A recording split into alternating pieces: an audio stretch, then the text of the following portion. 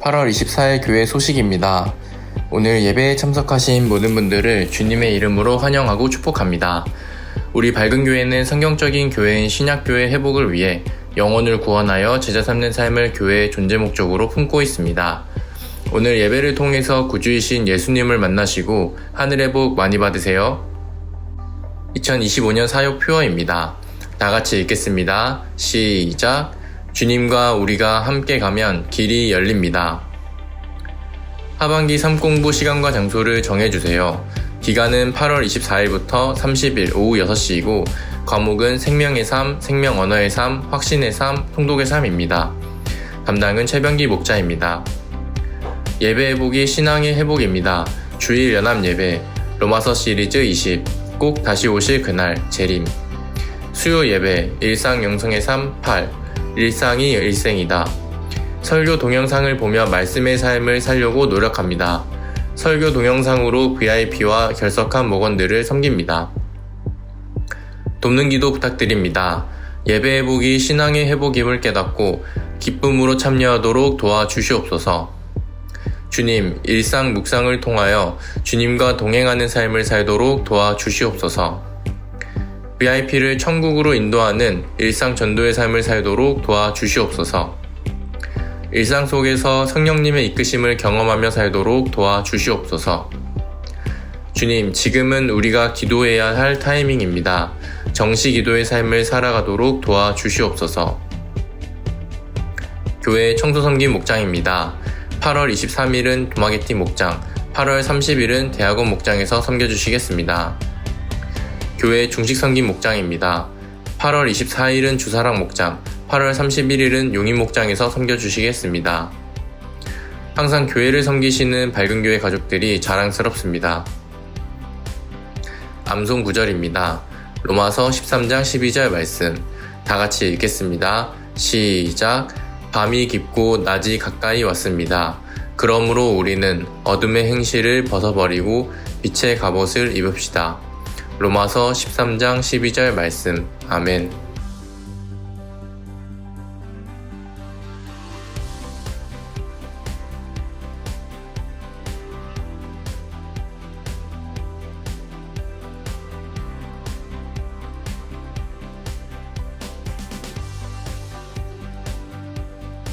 이번 한 주간도 주님 안에서 승리하세요. 감사합니다.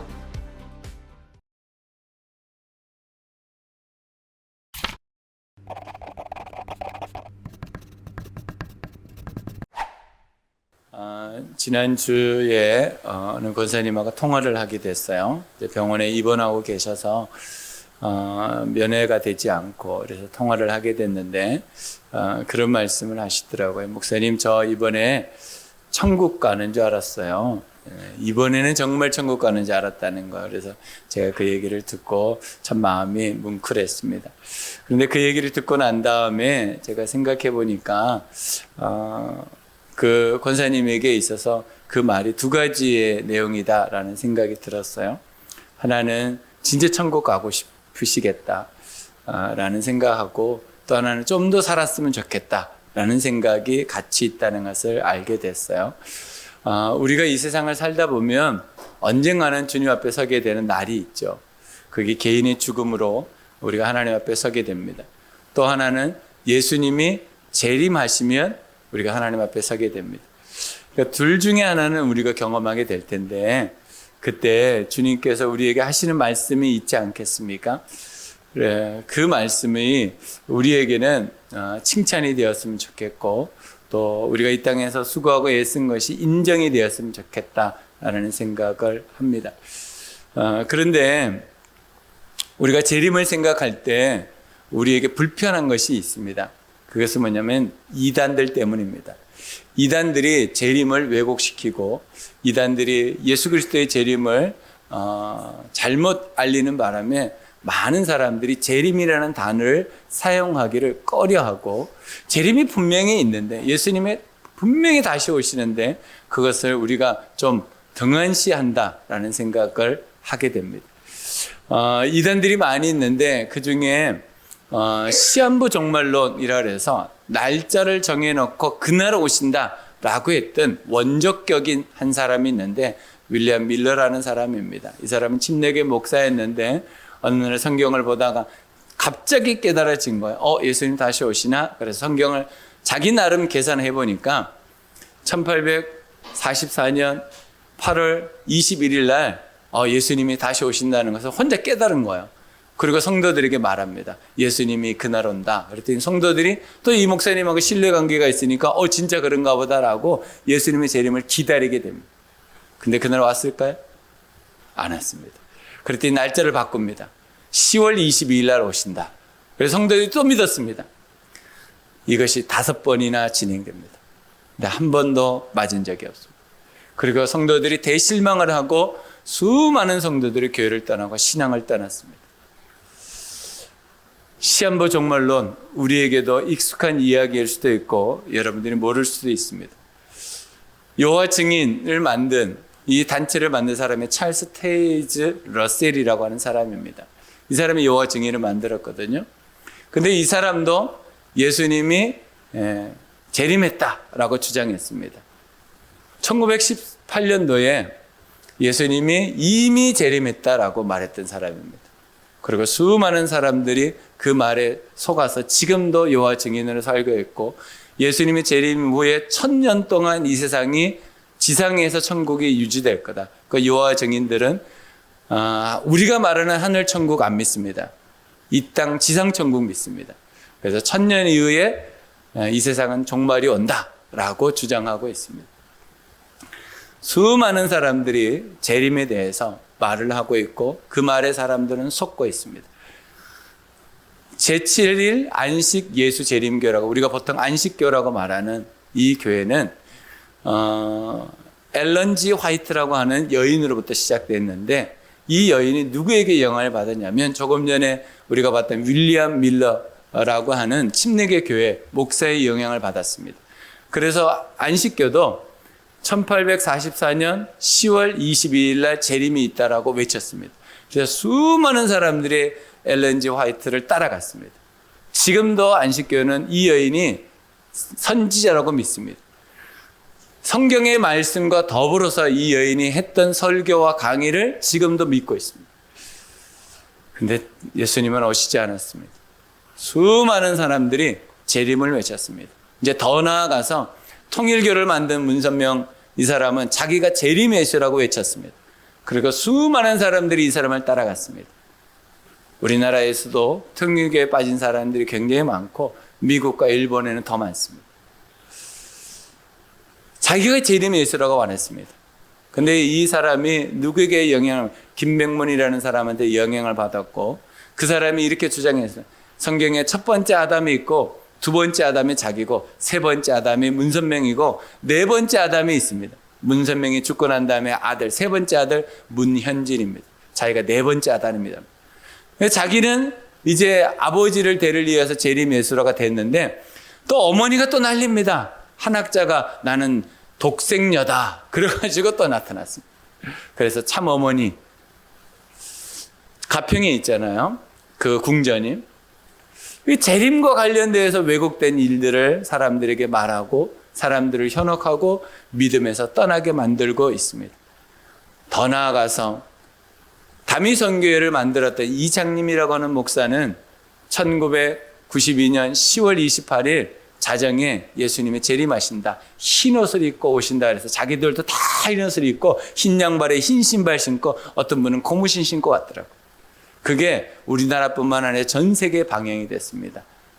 근데 예수님 오셨나요? 오시지 않았습니다. 그러니까 지금까지 수많은 사람들이 재림 예수를 얘기하고 있고 자기가 재림 예수라고 얘기하지만 한 번도 맞은 적이 없습니다. 왜 그럴까요? 성경은 이렇게 말합니다. 사도행전 1장 7절에 예수님의 다시 오심은 아무도 모른다. 오직 하나님 아버지만 아신다. 누구도 몰라요? 예수님 자신도 모른다. 언제 내가 다시 오시는지 예수님도 모른다. 시와 때는 오직 하늘 아버지만 아신다고 성경은 이야기하고 있습니다. 그러니 여러분 주변에서 누군가가 내가 재림 예수다. 그러면 여러분 그 사람들 잘 돌봐줘야 됩니다. 몇 날 며칠에 예수가 다시 온다. 잘 돌봐줘야 됩니다. 모릅니다. 여러분, 그럼에도 불구하고 성경은 우리에게 이렇게 말합니다. 예수님이 꼭 다시 오신다. 우리가 믿어야 할 것은 예수님이 오늘 오신다고 믿고 사는 것. 내일 살면 내일 오신다고 믿는 것. 그러니까 날마다 재림 예수를 우리는 믿고 사는 사람들입니다. 언제 올지 모릅니다. 그러나 재림 신앙으로 사는 것이 우리의 신앙이 되어야 합니다. 오늘 주제입니다. 재림은 완전한 사랑의 시작이다. 재림은 완전한 사랑의 시작이다. 시작. 재림은 완전한 사랑의 시작이다. 우리가 성경을 읽으면서 배우는 것은 뭐냐면 하나님이 우리를 사랑하신다는 겁니다. 우리를 얼마나 사랑하시는지 자기의 독생자 그 예수를 우리에게 보내서 십자가에서 죽이시고 그를 3일 만에 부활시키시고 41일 동안 우리와 함께 하시다가 승천하시면서 하셨던 그 말씀이 너희들이 가서 땅끝까지 이르러 복음을 전하라고 말씀하셨습니다. 그리고 내가 꼭 다시 돌아온다 라고 말씀하셨죠. 그리고 2000년이 지났습니다. 그러니까 오늘 로마서를 쓴 바울이 이렇게 말하는 거예요. 주님이 오실 날이 어제보다 오늘 더 가까워졌다 이렇게 말합니다. 이게 2000년 전에 기록된 성경이라면 2000년만큼 우리가 더 가까워진 겁니다. 그러면 우리가 더 부활의 소망을 가진 것처럼 재림의 소망도 가지고 살아야 합니다. 우리가 그것이 없다면 우리는 우리 나름대로 살아가게 됩니다. 이제 주님께서 예언하셨던 마지막 한 가지만 남은 것이 재림입니다. 다른 것은 다 성취됐습니다. 주님의 말씀하신 대로 되었습니다. 마지막 한 가지, 다시 오시는, 꼭 다시 오시는 예수 그리스도, 그 예언만 남았습니다.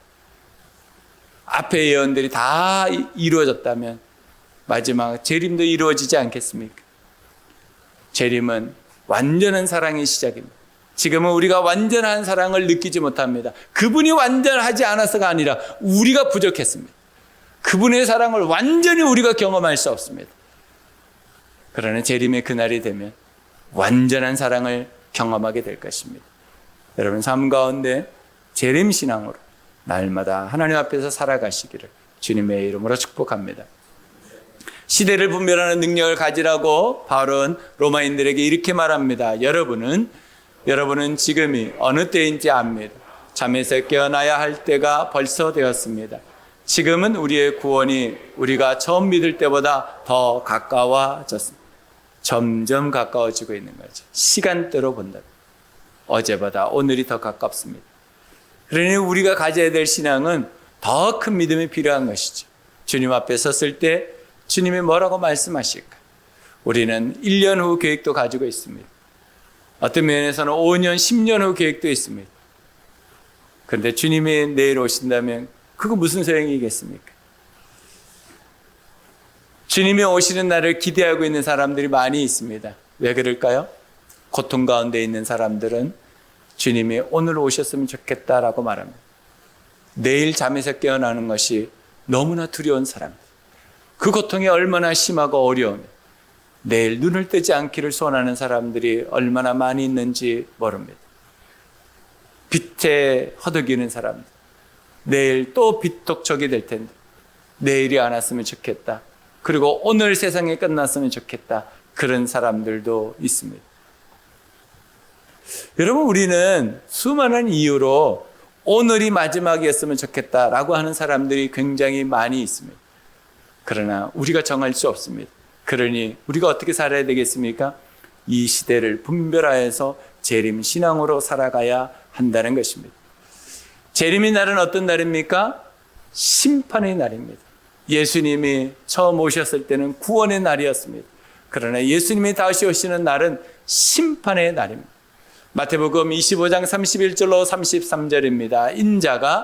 인자가 모든 천사와 더불어 영광에 둘러싸여서 올 때 그는 자기의 영광의 보좌에 앉을 것이다. 그는 모든 민족을 그의 앞에 불러 모아서 목자가 양과 염소를 가르듯이 그들을 갈라서 양은 그의 오른쪽에 염소는 그의 왼쪽에 세울 것이다. 여러분 이스라엘 백성들에게 있어서 오른쪽과 왼쪽은 굉장히 큰 의미가 있습니다. 오른쪽의 의미는 하나님의 축복의 자리입니다. 왼쪽은 수치의 자리입니다. 주님이 오실 때 이렇게 심판하신다라고 성경은 분명히 가를 겁니다. 예수 그리스도를 나의 구주와 주인으로 믿은 자에게는 오른쪽을, 그렇지 못한 자에게는 왼쪽을 갈라놓을 것입니다. 요한복음 5장 28절로 29절입니다. 이 말에 놀라지 말아라. 무덤 속에 있는 사람들이 다 그의 음성을 들을 때가 온다. 선한 일을 한 사람은 부활하여 생명을 얻고 악한 일을 한 사람은 부활하여 심판을 받는. 이 기준이 무엇입니까? 예수님을 나의 구주와 주인으로 믿느냐 믿지 않느냐, 다른 것 없습니다. 오직 예수입니다. 그 예수로 주님께서 심판합니다. 여러분 어떤 자리에 서겠습니까? 요한계시록 20장 12절입니다. 나는 또 죽은 사람들이 큰 자나 작은 자나 할 것 없이 다 그 보좌 앞에 서 있는 것을 보았습니다. 그리고 책들을 펴놓고 다른 책 하나를 펴놓았는데 그것은 생명의 책이었습니다. 이 생명책에 여러분의 이름이 기록되어 있고 여러분들이 평생 살았던 삶이 기록되어 있다라고 성경은 말하고 있습니다. 20장 12절입니다. 죽은 사람들은 그 책에 기록되어 있는 대로 자기들의 행위대로 심판을 받습니다. 다 기록되어 있습니다. 그런데 이 기록을 지울 수 있는 방법이 있습니다. 무엇입니까? 회개입니다. 회개하면 지워집니다. 깨끗이 지워집니다. 하나님의 기억조차 하지 않는다고 합니다. 여러분 주님 앞에 섰을 때 여러분 부끄러운 낭독이 이어지면 되겠습니까? 여러분 죄는 사라지고 칭찬이 남는 우리 모든 성도들이 되시기를 주님의 이름으로 축복합니다. 그럼 어떻게 재림을 준비해야 할까요? 분명히 주님이 재림하셔서 심판하실 텐데, 아니 내가 죽어 주님 앞에 분명히 생명책을 읽어가며 나를 심판하실 텐데, 그러면 어떻게 내가 재림을 준비해야 할까요? 첫 번째는 인간의 본질을 기억합니다. 인간의 본질을 기억합니다. 시작. 인간의 본질을 기억합니다. 12절로 13절입니다. 밤이 깊고 낮이 가까이 왔습니다. 그러므로 우리는 어둠의 행실을 벗어버리고 빛의 갑옷을 입읍시다. 낮에 행동하듯이 단정하게 행합시다. 호사한 연애와 술취함, 은행과 방탕, 싸움과 시기에 빠지지 맙시다. 이건 누구에게 보낸 편지죠? 로마인들에게 보낸 편지입니다. 로마인들이 교회에 들어왔습니다. 예수를 믿었죠. 복음을 들었습니다. 그리고 그 안에서 살아갑니다. 여전히. 그럼에도 불구하고 그들이 이렇게 살아가고 있는 모습을 알게 된 것이죠. 그리고 바울이 그들에게 경고합니다. 주님 오실 날이 멀지 않았는데 어찌 너희들은 아직도 그렇게 살고 있느냐라고 말씀하시는 거죠. 여러분 우리가 주님이 오신다는 거 압니다. 모르는 사람이 없습니다. 다 들어봤으니까. 제가 전도할 때 이렇게 말합니다. 예수님이 십자가에 죽으시고 부활하신 것을 아십니까? 그러니까 안다는 거. 예수님이 다시 오신다는 거 아십니까? 몇몇 사람은 알고 모른다는 거. 그 사람들하고 우리는 다르죠. 우리는 지금 계속 재림에 대해서 말씀을 듣고 살아갑니다. 예수님이 오신다는 것을 누구보다도 잘 알고 있습니다. 그럼에도 불구하고 우리의 삶이 왜 바뀌지 않을까요? 왜 나는 여전히 주님의 말씀대로 순종하지 않고 내 마음대로 내가 생각한 대로 살아갈까요? 내가 결정한 대로 내 인생을 몰고 가고 있을까요? 왜 그럴까요? 인간의 본질은 자기 중심입니다. 자기 마음대로 살고 싶어 합니다. 자기 뜻대로 살고 싶어 합니다. 이게 인간의 본질입니다. 하나님의 뜻이 무엇인지 알면서도 하나님이 무엇을 원하는지 알면서도 우리 인간의 본질은 그것을 무시하고 살아가고 있습니다. 그건 내일부터. 주님의 뜻대로 사는 것은 내일부터라는 것. 모든 시대가 하나님을 없다고 외치고 있습니다. 여러분 르네상스를 기억할 겁니다. 문의 부흥을 일으켰던 르네상스. 우리 역사의 가장 중요한 한 대목이죠. 모든 문화가 꽃피었던 이 시절. 그러나 이 시절에 사람들이 외쳤습니다. 하나님은 없다. 하나님은 없다고 외쳤습니다. 그리고 수많은 사람들이 교회 밖으로 나갔습니다. 그리고 이성주의가 발전하면서 사람이 생각을 하면 모든 것을 해결할 수 있다고 생각했습니다. 그것이 지금까지 우리에게 영향을 주고 있습니다. 말씀대로 살지 않아도 된다. 내가 생각하면, 무언가를 배우면, 내가 익히면, 알게 되면 사람답게 살 수 있다고 생각합니다. 여러분 그렇게 살았습니까? 우리가 역사를 알지만 그 사람들이 바랐던 대로 사람들은 살지 않았습니다. 어떻게 삽니까? 자기 뜻대로 삽니다. 자기 마음대로 삽니다. 하나님이 없다라고 말하고 있습니다. 산업혁명이 일어났습니다. 영국에서. 수많은 사람들이 좋은 질량의 물건들을 사기 시작했어요. 그러나 산업혁명과 함께 인간들에게 도전되었던 것은 물질 만능주의가 도전되었습니다. 양극화가 시작되었습니다. 부익부 빈익빈이 계속 벌어지기 시작했습니다. 사람들을 노예처럼 사용하기 시작했습니다. 24시간 공장 안에 집어넣고 사람들이 돈 벌려고 했습니다. 그것이 지금까지 왔습니다. 그러니 지금도 우리 가운데 황금 만능주의가, 물질 만능주의가 우리에게 팽배한 이유가 여기에 있습니다. 돈만 있으면 돼. 하나님은 없어. 하나님 필요 없어라고 말하는 것이 이 시대입니다. 1차, 2차 대전을, 세계대전을 지나면서 수많은 사람들이 교회 밖으로 나갔습니다. 왜 그랬죠? 어떻게 사람이 이렇게 잔인하게 사람을 죽일 수 있지? 수백만의 사람이 죽었습니다. 1, 2차 대전을 통해서. 그리고 수많은 젊은이들이 교회 밖으로 나갔습니다. 하나님 없다. 그리고 히피족이 생겼습니다. 집시들이 생겼습니다. 그리고 마약이 팽배하기 시작됐습니다. 여러분, 이 세상은 하나님이 없다라고 말합니다. 1차 산업혁명, 2차 산업혁명, 이제 3차 산업혁명까지 왔습니다. 이제 곧 4차 산업혁명이 온다고 합니다.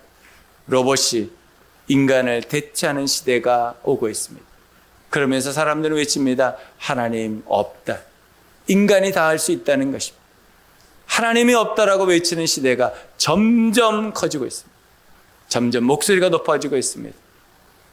하나님 믿는 사람들이 무시하고 외면하고 소외시키는 일들이 벌어지고 있습니다. 여러분 삶 속에 하나님이 계십니까? 정말 하나님의 뜻대로 살고 계십니까? 하나님을 두려워하며 주님 오실 그날을 기대하며 살아가고 있습니까? 세상은 무엇을 선택하고 있습니까? 쾌락주의를 선택합니다. 노세 젊어서 노세. 계속 노는 일에 집중합니다. 모든 시간과 재정과 마음을 노는 일에 집중합니다. 주님 앞에 삶을 내려놓지 못합니다. 과학주의입니다. 과학으로 증명되지 않는 것을 받아들이지 않고 있습니다. 과학으로 증명되지만 하나님을 믿는 시대가 되었습니다. 과학도 아직 자기 스스로 증명하지 못하는 것들이 많음에도 불구하고 하나님에게 잣대를 들이매고 하나님을 받아들이지 않고 있습니다. 염세주의입니다. 인생 살아보니 별거 없네. 죽자 죽어. 자살의 일들이 지금도 많아지고 있습니다. 여러분 인터넷 사이트에 자살 사이트가 얼마나 많아지고 있는지 아십니까? 우리나라에만 1년에 2만 명 이상이 자살한다고 합니다. 놀라운 일이 아닙니까? 10년이면 20만 명입니다. 우리 독서와 같은 것이 세 곳 네 곳이 없어지는 겁니다. 심각합니다. 희망이 없습니다. 소망이 없습니다. 다 포기하고 삽니다. 지금 시대가 이렇습니다. 시대를 분별할 줄 알아야 됩니다. 공허함 가운데 살아갑니다. 내가 해봤자 나는 이렇게 살지 못해. 이렇게 살 바에야. 인생을 포기하는 사람들이 공허한 것들이 얼마나 많은지. 여러분 하루 일과를 끝나고 난 다음에 여러분 마음에 공허함이 있습니까 없습니까? 하루 일과를 다 끝나고 잠을 자기 전에 여러분 마음속에 공허함이 있다면 여러분 삶 속에 하나님은 어디 계십니까? 우리의 인생은 하나님과 함께 동행한다고 하지만 우리는 공허함이 얼마나 많은지 모릅니다. 하나님께서 우리에게 원하시는 삶은 다른 삶입니다. 로마서 13장 12절로 13절을 다 같이 읽겠습니다. 밤이 깊고 낮이 가까이 왔습니다. 우리는 어둠의 행실을 벗어버리고 빛의 갑옷을 입읍시다. 낮에 행동하듯이 단정하게 행합시다. 호사한 연애와 술취함, 음행과 방탕, 싸움과 시기에 빠지지 맙시다. 이렇게 살면 안 됩니다. 바울이 로마 교인들에게 여러분 돌아서십시오. 하나님이 우리에게 말씀하십니다. 꼭 다시 오실 예수, 그날이 있습니다. 그날을 바라보면서 주를 위해 살아가라고 말씀하고 있습니다. 여러분 인간의 본질은 주님이 없다라고 외칩니다. 재림의 날이 없다고 외칩니다. 그러나 성경은 우리에게 이야기합니다. 꼭 다시 오실 것이라. 여러분이 인간의 본질로 살지 말고 새로운 삶을 받은 하나님의 자녀답게 살아가시기를 주님의 이름으로 축복합니다. 두 번째는 예수로 물드는 삶을 삽니다. 예수로 물드는 삶을 삽니다. 시작. 예수로 물드는 삶을 삽니다. 14절입니다. 주 예수 그리스도로 옷을 입으십시오. 정욕을 채우려고 육신의 일을 꾀하지 맙시다. 여러분, 예수의 옷이 무엇입니까? 주 예수 그리스도의 옷이 무엇입니까? 완벽한 보호막입니다. 세상으로부터 공격, 어둠의 세력으로부터 공격, 어떤 것으로부터 막아줄 수 있는 옷이 바로 주 예수 그리스도의 옷이라고 성경은 이야기하고 있습니다. 그래서 바울은 로마 교인들에게 말하는 것이죠. 주 예수 그리스도의 옷을 입으십시오. 그러지 않으면 우리는 하나님이 없다라고 말하는 세상 속에서 나조차도 하나님이 없는 것처럼 살아가게 된다라고 말합니다. 주의 옷을 입으십시오. 그럴 때 우리는 완벽한 보호막을 가질 수 있는 것입니다. 부족함이 없는 희망을 가지게 됩니다. 이 세상은 희망이 없다라고 점점 얘기합니다. 정말 희망이 없다라고 말합니다. 소망이 없다라고 말합니다. 내가 어떻게 살아야 될지 모른다고 말합니다. 방황하고 표류하는 사람들이 점점 많아집니다. 젊은 세대가 이제는 점포를 외치며 살아가고 있습니다. 나는 모든 것을 포기했다고 말합니다. 희망이 없는 시대가 우리에게 있습니다. 그러나 주 예수 그리스도의 옷을 입을 때 우리에게는 새로운 희망이 생기는 것이죠. 이 세상에 무너뜨릴 수 없는, 이 세상에 가둘 수 없는, 이 세상에 포기시켜도 우리가 넘어가지 않는 그런 희망, 그 희망이 우리에게 있습니다. 그것이 바로 주 예수 그리스도의 옷을 입는 것입니다. 주 예수 그리스도를 우리가 구주와 주인으로 믿을 때 우리는 새로운 희망으로 우리의 삶의 기쁨을 누리며 살게 될 줄로 믿습니다. 주 예수 그리스도의 옷을 입을 때 우리는 영원한 생명의 구원을 확신하며 천국을 소망하며 살게 되어 있습니다. 우리는 미래의 소망밖에 없는 사람들입니다. 그러나 이 세상을 사는 사람들은 미래의 소망이 없습니다. 그러나 주 예수 그리스도의 옷을 입은 사람들은 미래의 소망이 있습니다. 오늘도 기쁨이고 내일은 더 큰 기쁨이 있겠다고 우리는 믿는 것이죠. 왜냐하면 주 예수 그리스도의 옷을 입고 있기 때문입니다. 여러분, 그렇다면 주 예수 그리스도의 옷을 어떻게 입어야 될까요? 그것은 내가 예수님을 날마다 고백하는 것입니다. 예수님, 당신은 나의 구주이십니다. 당신만이 나의 구원자시고 내가 예수 그리스도로만 살아갈 수 있습니다. 그 고백이 옷 입게 하고 이 세상으로부터 나를 지키고 보호하고 희망 가운데 구원의 그 길을 걸어가게 한다는 것입니다. 사도행전 4장 12절입니다. 이 예수밖에는 다른 아무에게도 구원은 없습니다. 사람에게 주신 이름 가운데 우리가 의지하여 구원을 얻어야 할 이름은 하늘 아래에 이 이름밖에 다른 이름은 없습니다. 오직 예수의 이름밖에는 구원이 없습니다. 오직 예수의 이름만이 우리의 희망이고 그분만이 우리를 보호하십니다. 그러니 우리가 예수에 물들어 산다는 것은 우리의 삶에 큰 유익이 되는 것이죠. 요한복음 14장 6절입니다. 예수께서 그에게 말씀하셨다. 나는 길이요 진리요 생명이다. 나를 거치지 않고서는 아무도 아버지께로 갈 사람이 없다. 예수님을 믿지 않고 천국에 갈 길은 없습니다. 성경은 우리에게 분명히 말합니다. 오직 한 길밖에 없다. 사람들이 아무리 다른 길이 있다고 말해도 오직 한 길밖에 없습니다. 예수밖에 없습니다.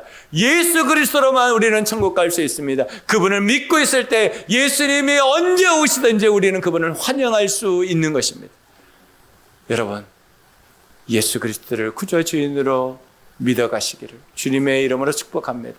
사도행전 16장 31절입니다. 주 예수를 믿으십시오. 그리하면 그대와 그대의 집안이 구원을 얻을 것입니다. 여러분 때문에 여러분의 가문이 복음이 전파되게 되고 여러분의 가문이 복음화된다면 그것보다 큰 상은 없습니다. 주님 앞에 섰을 때 여러분들이 그렇게 살았던 그 삶을 통해서 하나님은 칭찬하시고 영원한 상을 베풀어 주실 줄로 믿습니다. 주 예수, 그 이름밖에 없습니다.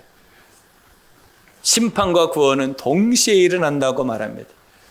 노아 방주 사건을 기억하십니까? 방주 안에 있던 사람들은 구원을 받았습니다. 8명이.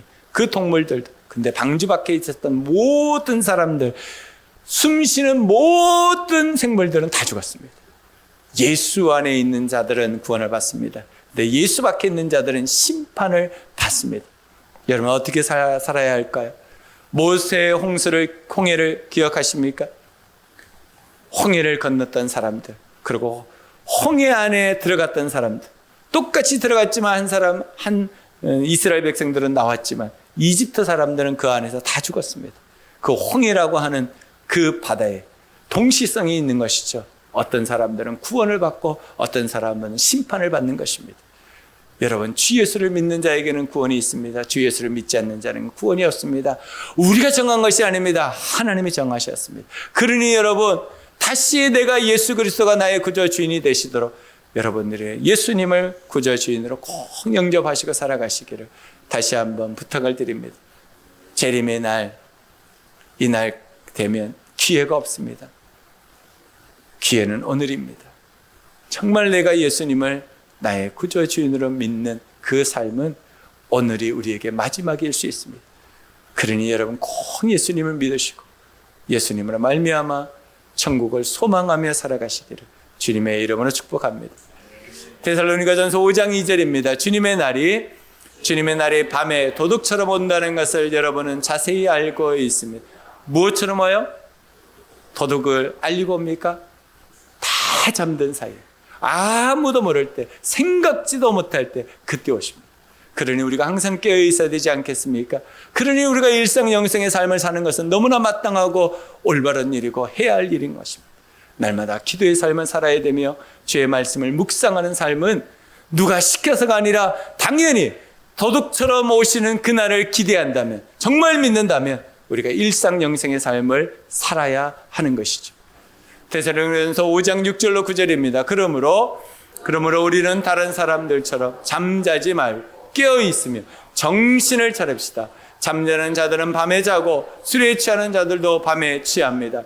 그러나 우리는 낮에 속한 사람이므로 정신을 차리고 믿음과 사랑을 가슴팍에 갑옷으로 입고 구원의 소망의 투구를 씁니다. 하나님께서 우리를 진노하심에 이르도록 정하여 놓으신 것이 아니라 우리 주 예수 그리스도 말미암아 구원을 얻도록 정하여 놓으셨습니다.